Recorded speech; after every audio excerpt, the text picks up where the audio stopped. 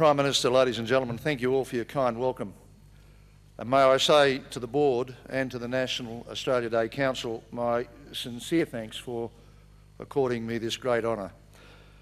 Although I've had a good few chances for public speaking over the last year or so, under the circumstances this is somewhat overwhelming.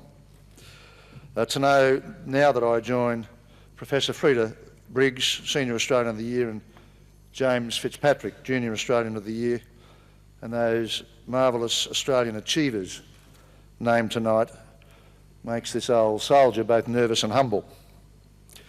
My uniform is an unmistakable sign that, like many others past and present, I'm privileged to serve Australia.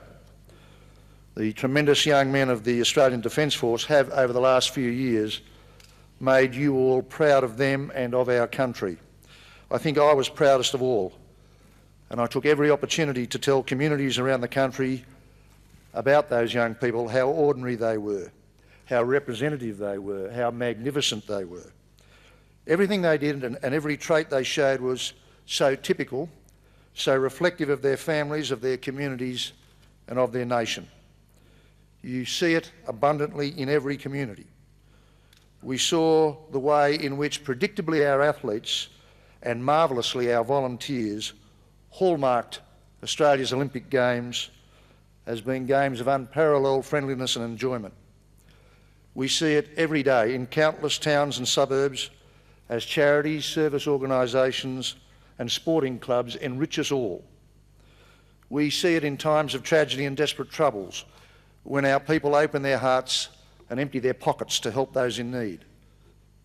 We see it in Moora, a shire of heroes, very typical of rural Australia.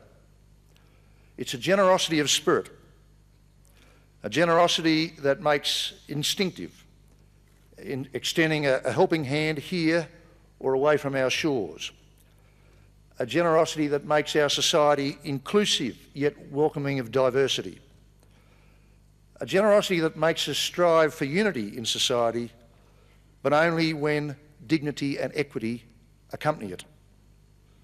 This generosity of spirit may not be uniquely Australian, but to me it's the bedrock of our character. It characterises all of us from that most ancient part of our society, and it's what attracts the newest part of our society to these shores. In following the footsteps of my most illustrious predecessors, I hope I can convey some of my confidence and convictions as an irredeemably optimistic Australian to all the people I meet. One of these convictions is a profound admiration of young Australians, admiration of their talents, their energy, their awareness and their respect for their country. In our centenary of Federation year, we can rightly state that this is the country of our forebears. More importantly, though, it is the country of our children. A brief moment in the centenary of Federation Street Parade in Sydney on New Year's Day comes to mind.